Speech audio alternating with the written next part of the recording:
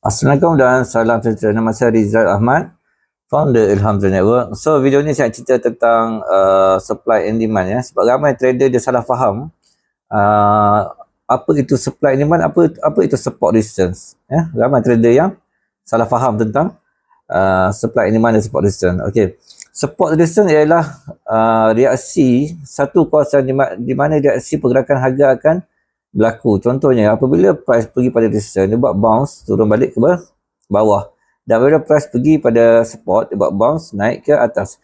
Itu adalah kawasan reaction harga ya, reaction price bila pergi ke area-area support dan resistance.